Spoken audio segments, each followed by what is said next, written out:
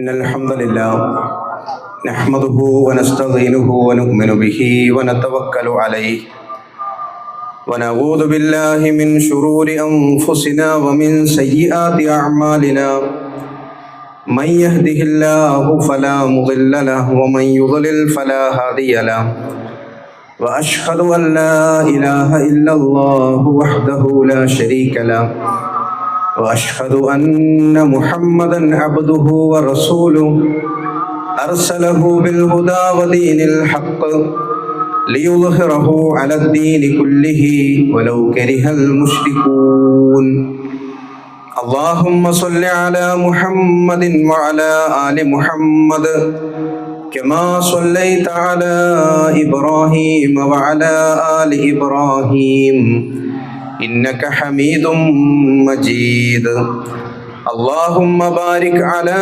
محمد وعلى آل محمد كما باركت على إبراهيم وعلى آل إبراهيم إنك حميد مجيد أما بعد فإن خير الكلام كلام الله وخير الحديث كتاب الله وخير الهدي هدي محمد صلى الله عليه وسلم وشر الأمور محدثاتها وكل محدثة بدعة وكل بدعة ضلالة وكل ضلالة في النار أعوذ بالله من الشيطان الرجيم يا أيها الذين آمنوا اتقوا الله حق تقاته ولا تموتن إلا وأنتم مسلمون بسم الله الرحمن الرحيم ولا تحسبن الله غافلا عما يعمل الظالمون إنما يؤخرهم ليوم تشخص فيه الأبصار. ആദരണീയരായ സത്യവിശ്വാസികളെ, വിശ്വാസിനികളെ, സഹോദരങ്ങളെ, സഹോദരിമാരെ, സുഹൃത്തുക്കളെ, അല്ലാഹു സുബ്ഹാനഹു വ തആലയുടെ വിധികളും വിലക്കുകളും ജീവിതത്തിലുടനീളം പാലിച്ചുകൊണ്ട് ജീവിക്കണമേ എന്ന് ഓരോരുത്തരെയും ഓർമ്മപ്പെടുത്തുകയാണ്, വസിയ്യത്ത് ചെയ്യുകയാണ്.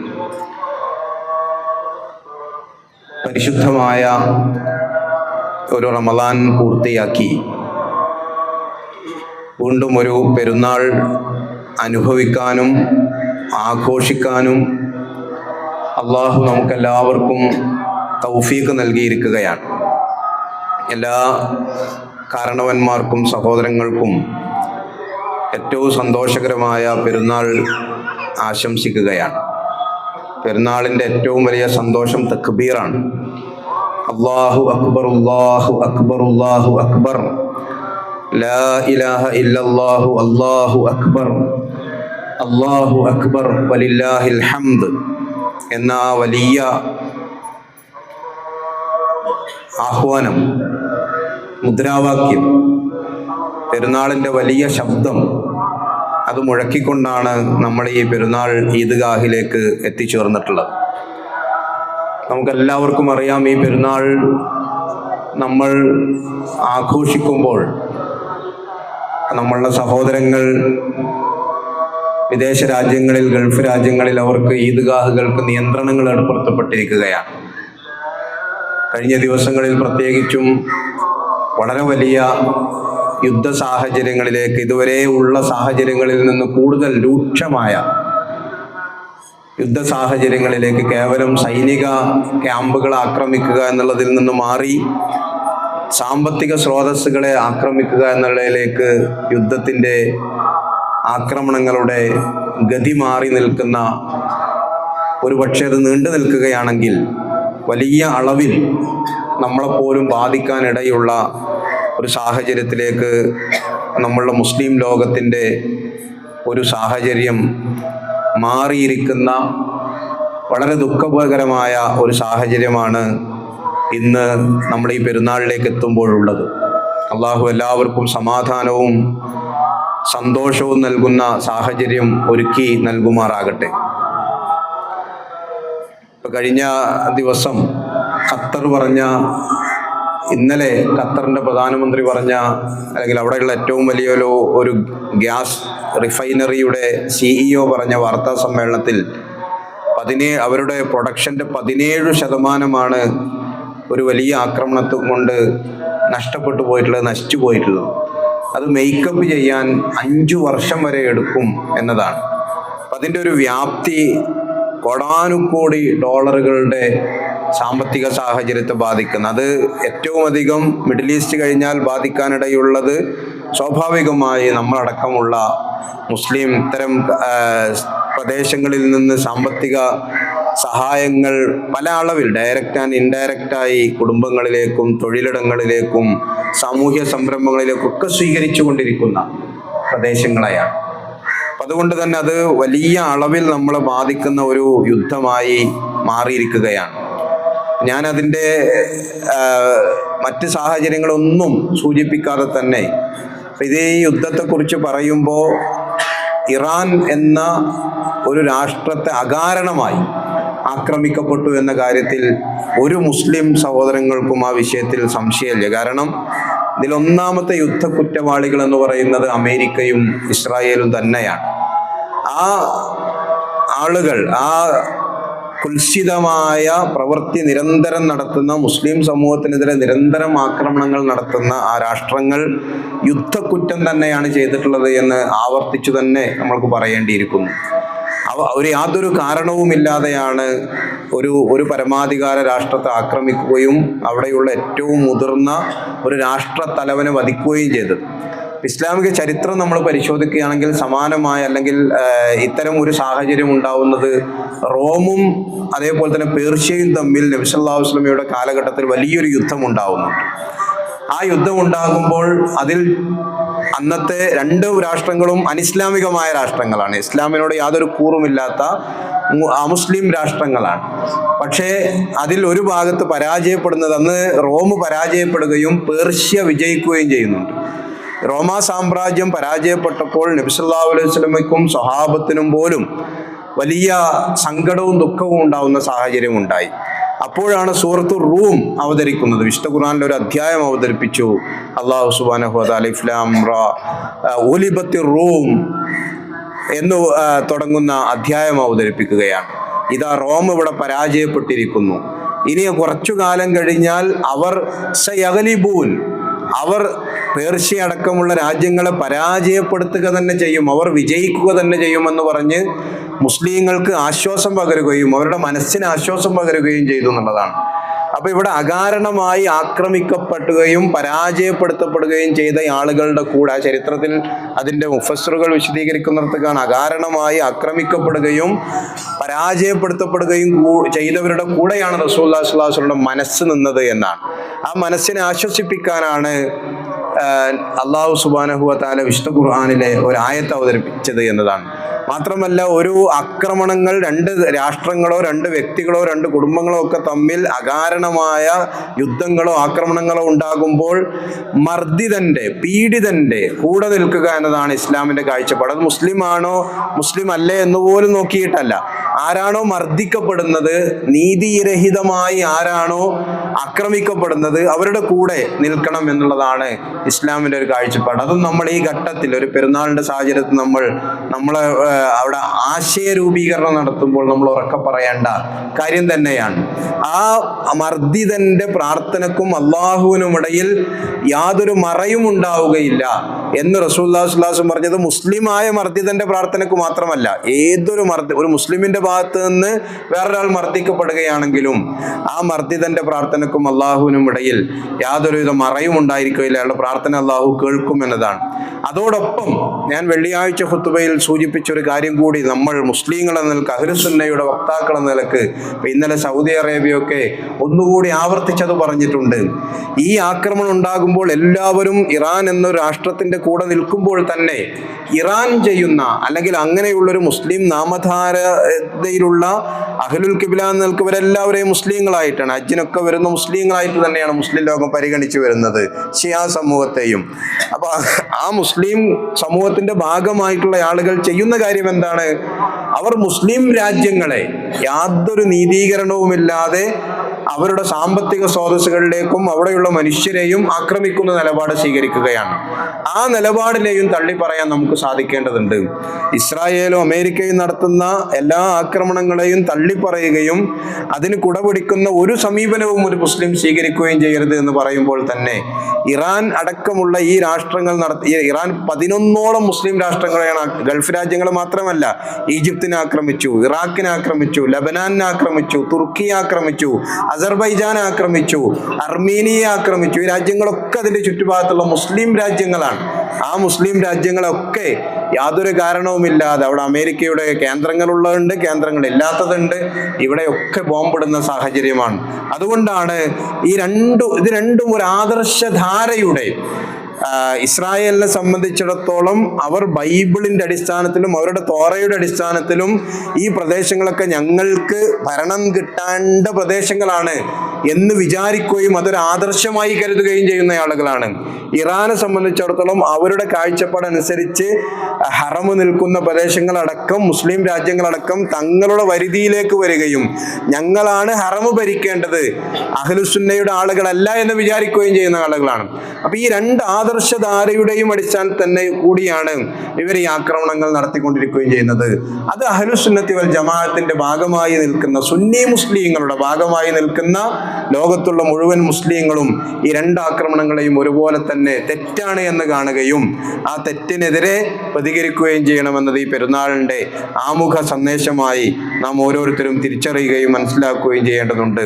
രണ്ടാമത്തെ കാര്യം, പെരുന്നാളിലേക്ക് നാം പ്രവേശിക്കുന്നത് പരിശുദ്ധ റമദാനിലെ ഒരു മാസക്കാലം പൂർത്തിയാക്കി ആ ഒരു മാസക്കാലത്തെ നിരന്തരമായ ഒരു ശിക്ഷണത്തിലൂടെ കടന്നു വന്ന് അള്ളാഹുവിന്റെ വലിയ അനുഗ്രഹത്തിന് പാത്രീഭൂതരാകാൻ വലിയ അവസരങ്ങൾ ഉണ്ടായിട്ടുള്ള, അതിനുവേണ്ടി വലിയ നിലക്ക് പരിശ്രമിച്ചിട്ടുള്ള ഒരു സാഹചര്യത്തിലാണ് പരിശുദ്ധ റമദാനിലൂടെ നാം ഓരോരുത്തരും കടന്നു വന്നിട്ടുള്ളത്. വിശുദ്ധ ഖുർആൻ പറയുന്നുണ്ടല്ലോ, ഖുൽ ബിഫദ്ലില്ലാ, അള്ളാഹുവിന്റെ അനുഗ്രഹം കൊണ്ട്, വബിറഹ്മതിഹി, അവന്റെ കാരുണ്യം കൊണ്ട്, ഫബിദാലിക ഫൽയഫ്റഹു, അവർ സന്തോഷിക്കട്ടെ, ഹുവ ഖൈറും മിമ്മാ യജ്മഊൻ, ആ സന്തോഷമാണ് അവർ ഒരുമിച്ച് കൂട്ടുന്ന എല്ലാ കാര്യങ്ങളെക്കാളും മനോഹരമായിട്ടുള്ളത് എന്നാണ്. ആ സന്തോഷം നമുക്ക് കിട്ടണം.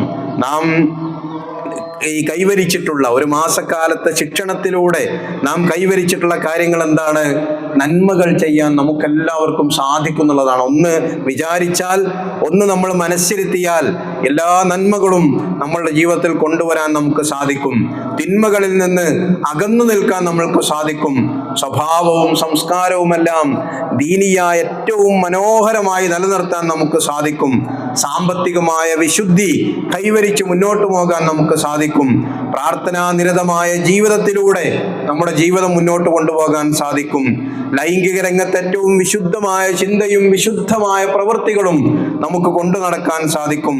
അള്ളാഹുവിന് വേണ്ടി റമദാന്റെ അവസാനത്തെ ദിനരാത്രങ്ങളിൽ പടച്ച തമ്പുരാന് വേണ്ടി ഒഴിഞ്ഞിരിക്കാൻ, ജീവിതത്തിന്റെ എല്ലാ തിരക്കുകളും മാറ്റിവെച്ച് പള്ളികളിൽ ഒരുമിച്ചിരിക്കാൻ, പള്ളികളിൽ കുറേ സമയം ചെലവഴിക്കാൻ, എഴുത്തിക്കാഫിരിക്കാൻ നമുക്ക് സാധിച്ചു. റമദാനിൽ മാത്രമുള്ളതല്ല എഴുത്തിക്കാഫ്, അല്ലാത്ത സന്ദർഭങ്ങളിലും പള്ളികളിൽ ഒഴിഞ്ഞിരിക്കുകയും അള്ളാഹുവിന്റെ തദബ്ബുർ, പടച്ച തമ്പുരാനെ കുറിച്ച് ആലോചിച്ച് അവന്റെ ദിക്റുകൾ മുഴക്കിക്കൊണ്ട് അള്ളാഹുവിന് വേണ്ടി ഒഴിഞ്ഞിരിക്കുക എന്നുള്ളതാണ് പെരുന്നാളിന്റെ വലിയൊരു സന്ദേശവും. അതാണ്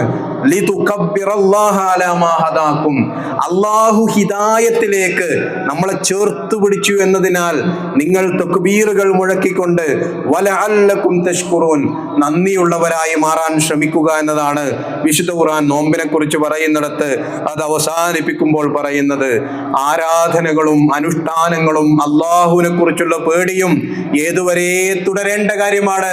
വഅബ്ദു റബ്ബക ഹത്താ യഅതിയകൽ യഖീൻ, അള്ളാഹുവിന്റെ തീർച്ചപ്പെടുത്തൽ, പടച്ച തമ്പുരാന്റെ അവസാനത്തെ ഉറപ്പ് നിങ്ങൾക്ക് വന്നു കിട്ടുന്നത് വരെ നിങ്ങൾ അള്ളാഹുവിനെ ആരാധിക്കണമെന്നാണ്. എന്താണ് ആ ഉറപ്പ്? മരണമാണ്. മരണമെത്തുന്നത് വരെ അള്ളാഹുവിനെ ആരാധിച്ച് വിശുദ്ധരായി മുന്നോട്ട് പോകാൻ സാധിക്കണം എന്നുള്ളതാണ്.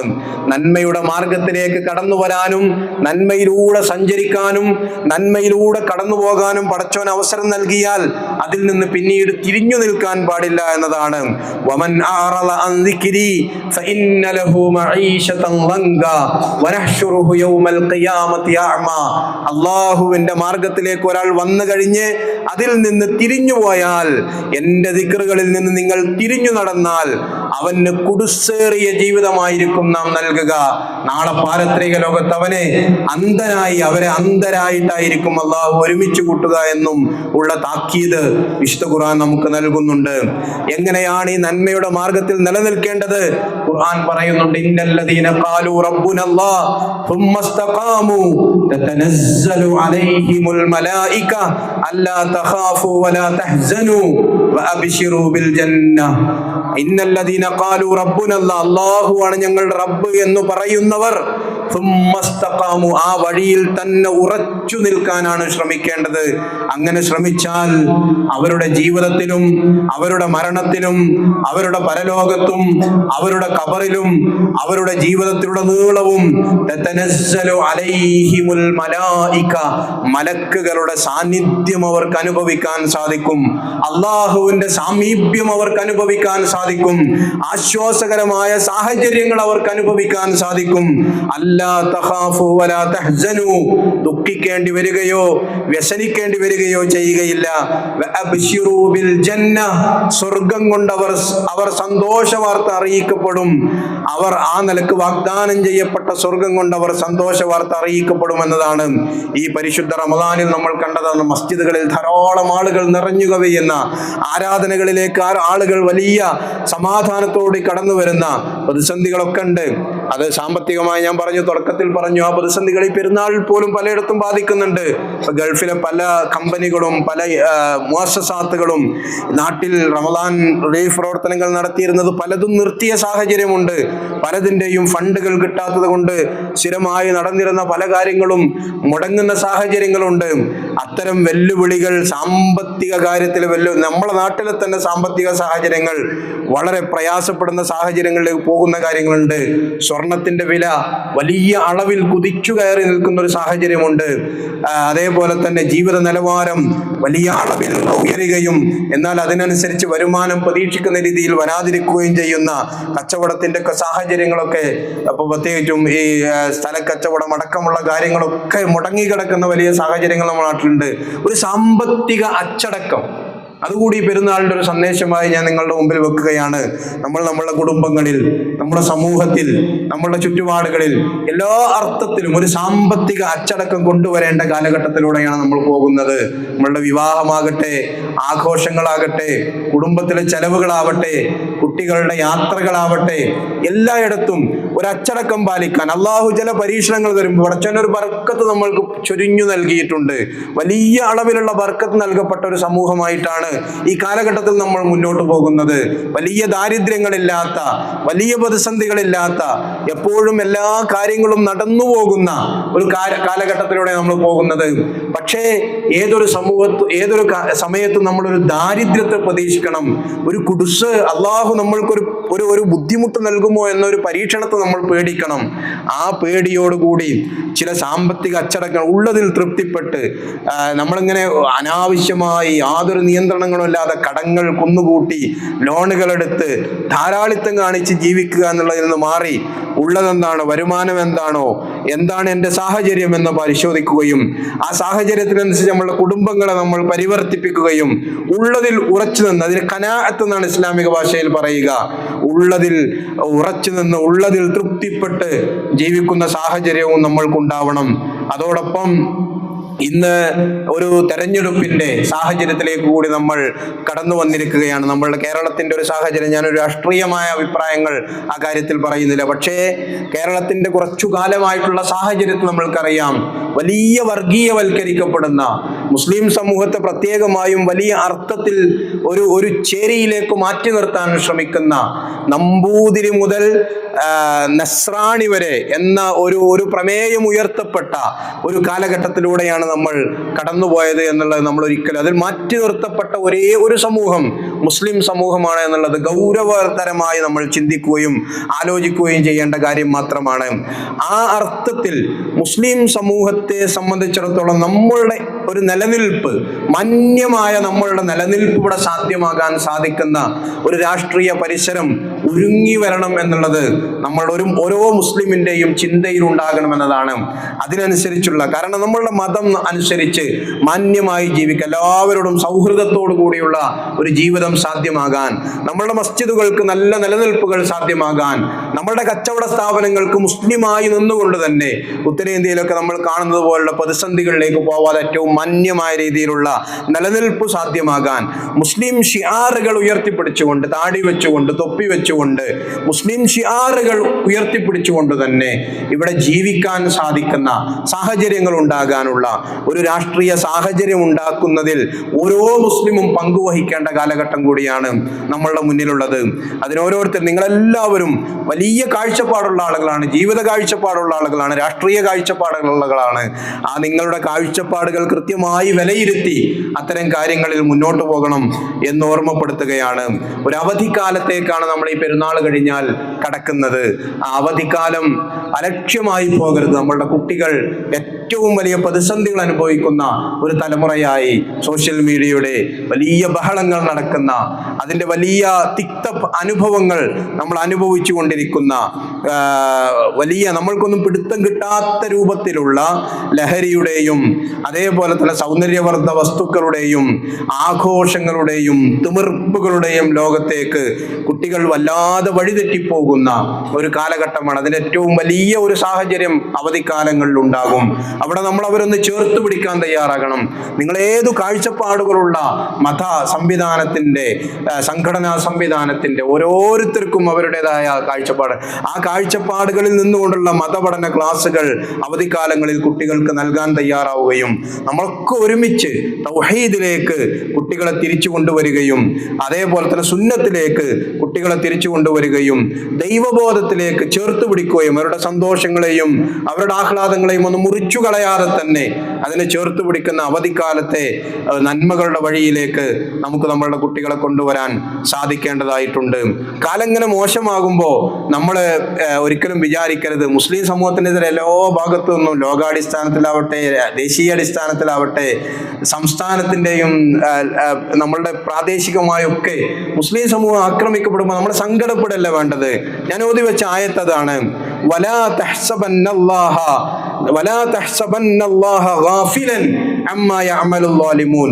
നിങ്ങൾ ഒരിക്കലും വിചാരിക്കരുത് അള്ളാഹു ഇവിടെ നടക്കുന്ന പ്രവർത്തനങ്ങളെ കുറിച്ചൊക്കെ അശ്രദ്ധനാണ് എന്ന് നമ്മൾ ഒരിക്കലും കരുതരുത് എന്നാണ് ഇസ്ലാമിന്റെ ഒരു അസ്ലിയായി നമുക്ക് നൽകാനുള്ള ഒരു സന്ദേശം.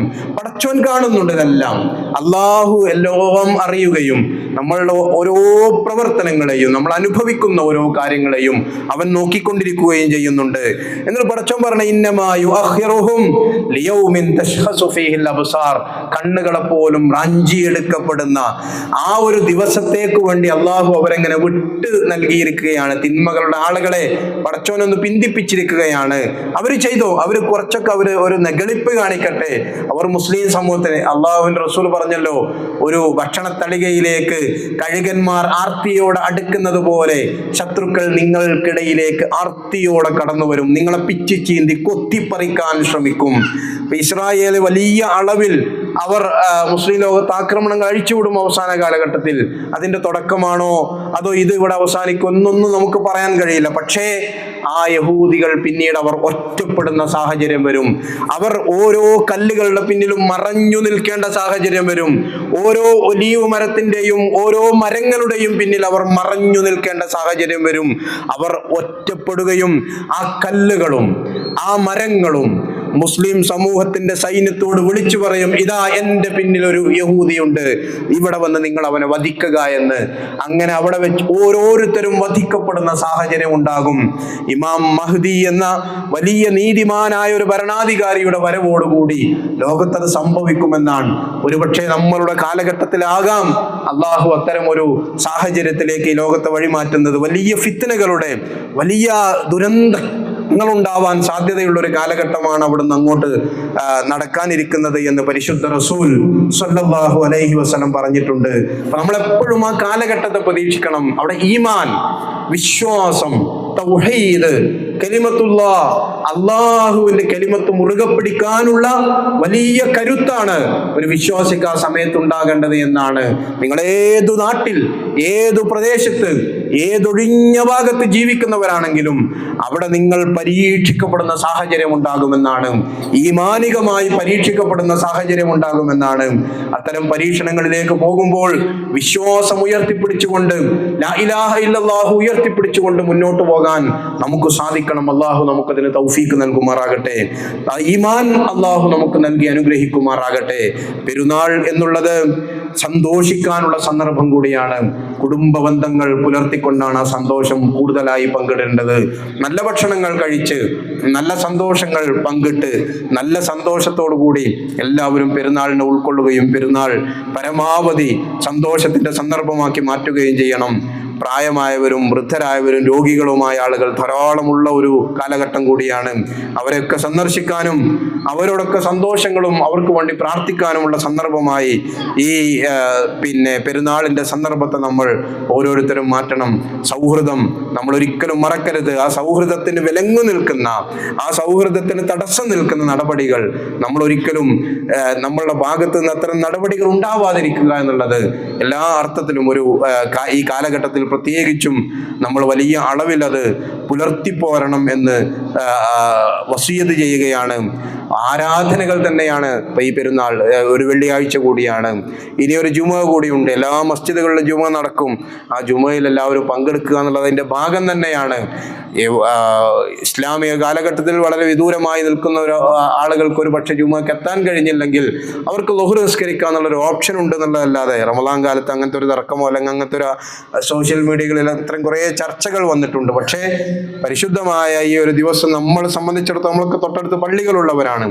അപ്പോൾ ജുമുഅയിലും കൂടി പങ്കെടുത്ത് ജുമുഅ കൂടി പൂർത്തിയാക്കാനും ആരാധനകൾക്ക് ഒഴിവ് കൊടുക്കാനുള്ള സന്ദർഭമല്ല പെരുന്നാൾ എന്ന് നമ്മൾ മനസ്സിലാക്കുകയും ചെയ്യണം. സ്വതക്ക എന്നുള്ളത് പെരുന്നാളിൻ്റെ കൂടി ഒരു ഭാഗമാണ്. ഈദ്ഗാഹ് നമ്മളെപ്പോഴും സ്വതക്കകൾ നിർവഹിക്കാൻ ശ്രമിക്കുകയും ഈ ഈദ്ഗാഹിലും ആ നിലക്ക് തന്നെ പെരുന്നാളിൻ്റെതായ ഒരു സ്വതക്ക നമ്മൾ നൽകുകയും അതേപോലെ തന്നെ നമ്മളുടെ കുടുംബങ്ങളിലൊക്കെ ആ നിലക്ക് പെരുന്നാളിൻ്റെ സന്തോഷങ്ങൾ പങ്കുവെക്കുകയും ചെയ്യണം എന്നുകൂടി ഓർമ്മപ്പെടുത്തുകയാണ്. 6 നോമ്പ് എന്നൊരു നോമ്പ് നമുക്കറിയാം, ശവ്വാലിൽ 6 ദിവസങ്ങൾ എന്നുള്ളതാണ്. അത് പെരുന്നാളിനോടനുബന്ധിച്ച് നിർവഹിക്കാം, അല്ലെങ്കിൽ ശവ്വാലിലെ ഒരു 6 ദിവസങ്ങൾ നമ്മൾക്ക് അനുയോജ്യമായ രീതിയിൽ അത് നിർവഹിക്കുകയും നോമ്പിൻ്റെ ഒരു തുടർച്ച നമ്മൾ നിർവഹിക്കാൻ ശ്രമിക്കുകയും ചെയ്യണം. വലിയ പ്രതിഫലം പറഞ്ഞ ഒരു ആരാധന കൂടിയാണത് എന്ന് തിരിച്ചറിയുകയും ചെയ്യുക. പരമാവധി ഏറ്റവും സന്തോഷത്തിൽ നിൽക്കുമ്പോൾ തന്നെ നമ്മൾ എല്ലാവരോടും ചേർന്ന് നിൽക്കുകയും നമ്മളുടെ വിദേശ രാജ്യങ്ങളിലുള്ള സഹോദരങ്ങൾക്ക് വേണ്ടി വലിയ പ്രാർത്ഥനകൾ നിർവഹിച്ച് മുന്നോട്ട് പോവുകയും ചെയ്യുക. അള്ളാഹു നമ്മൾക്ക് എല്ലാവർക്കും എല്ലാ നിലക്കുമുള്ള ഹൈറും ബർക്കത്തും നൽകി അനുഗ്രഹിക്കുമാറാകട്ടെ. ഈ പെരുന്നാൾ ഏറ്റവും സന്തോഷത്തിൻ്റെ സന്ദർഭമായി പടച്ച തമ്പുരാൻ നമ്മളിൽ നിന്ന് സ്വീകരിക്കുമാറാകട്ടെ. ഒരു മധുരം ഒരു സഹോദരൻ നമ്മൾക്ക് എല്ലാവർക്കും കൂടെ ഓഫർ ചെയ്തിട്ടുണ്ട്. അപ്പോൾ അത് തരും, അതും കൂടി സ്വീകരിച്ചിട്ടായിരിക്കണം എല്ലാവരും പോകേണ്ടതെന്ന് ഓർമ്മപ്പെടുത്തുകയാണ്. അള്ളാഹു നമ്മുടെ കർമ്മങ്ങളൊക്കെ സ്വീകരിക്കുമാറാകട്ടെ. പടച്ച തമ്പുരാൻ പരിശുദ്ധ റമദാനിൽ നാം നിർവഹിച്ച എല്ലാ ഇബാദത്തുകളും സ്വീകരിച്ച് വലിയ അളവിൽ പ്രതിഫലം നൽകി അനുഗ്രഹിക്കുമാറാകട്ടെ. റമദാനിലെ നമ്മളുടെ ഇബാദത്തുകളുടെ ആ ഒരു ഊർജം അള്ളാഹു നമ്മളുടെ മനസ്സിൽ കാലങ്ങളോളം നിലനിർത്തി തരുമാറാകട്ടെ. അടുത്ത റമദാൻ വരെ ഈമാനോടുകൂടി ജീവിച്ച് ഈ റമദാനിൻ്റെ ഊർജം അള്ളാഹു നമുക്ക് നിലനിർത്തി തരുമാറാകട്ടെ. അള്ളാഹു ലോകത്തിന് സമാധാനം നൽകി അനുഗ്രഹിക്കുമാറാകട്ടെ. മുസ്ലിം ലോകത്തിൻ്റെ എല്ലാ പ്രതിസന്ധികൾക്കും പടച്ച തമ്പുരാൻ ഒരു പരിഹാരം നിർദ്ദേശിച്ച് നൽകുമാറാകട്ടെ. അള്ളാഹു എല്ലാവർക്കും ആശ്വാസവും സമാധാനവും ബുദ്ധിമുട്ടുകളിൽ നിന്ന് സുരക്ഷിതത്വവും നൽകി അനുഗ്രഹിക്കുമാറാകട്ടെ. വലിയ യുദ്ധത്തിന്റെ കെടുതികളിലേക്ക് മുസ്ലിം ലോകത്തെ പടച്ച തമ്പുരാൻ അത്തരം ഒരു സാഹചര്യത്തിലേക്ക് പോകാതെ കാത്തുരക്ഷിക്കുമാറാകട്ടെ. നമ്മളുടെ നാട്ടിലെ നമ്മളുടെ സഹോദരങ്ങളടക്കമുള്ള ആളുകൾ അതിൻ്റെ ഒരു ഗൗരവതരമായ സാഹചര്യത്തിലേക്ക് ഇതുവരെ പോയിട്ടില്ല. അള്ളാഹു അത്തരം പ്രതിസന്ധികളിലേക്ക് പോകാതെ എല്ലാവരെയും കാത്തുരക്ഷിക്കുമാറാകട്ടെ. ദുരന്ത മരണങ്ങളിൽ നിന്ന് അള്ളാഹു നമ്മളുടെ സഹോദരങ്ങളെയും നമ്മളെയും ഒക്കെ കാത്തുരക്ഷിക്കുമാറാകട്ടെ. യുദ്ധക്കെടുതികളിൽ നിന്ന് അള്ളാഹു എല്ലാവരെയും കാത്തുരക്ഷിക്കുമാറാകട്ടെ. രോഗികളായി പ്രയാസം അനുഭവിക്കുന്ന സഹോദരി സഹോദരന്മാർ അള്ളാഹു എല്ലാവർക്കും ശിഫ നൽകി അനുഗ്രഹിക്കുമാറാകട്ടെ. മരണപ്പെട്ടു പോയ നമ്മളുടെ സ്നേഹജനങ്ങൾ, ബന്ധുമിത്രാദികൾ, കാരണവന്മാർ അള്ളാഹു എല്ലാവർക്കും മഗ്ഫിറത്തും മർഹമത്തും നൽകി അനുഗ്രഹിക്കുമാറാകട്ടെ. അള്ളാഹു എല്ലാ അർത്ഥത്തിലും സമാധാനത്തോട് ജീവിക്കാൻ കഴിയുന്ന സാഹചര്യം നമ്മളുടെ നാട്ടിലും അള്ളാഹു ഉണ്ടാക്കി തരുമാറാകട്ടെ. അതിനനുസരിച്ചുള്ള ഒരു ഭരണ രാഷ്ട്രീയ പരിസരം അള്ളാഹു ഏറ്റവും ഹൈറായ രീതിയിൽ ഏതാണ്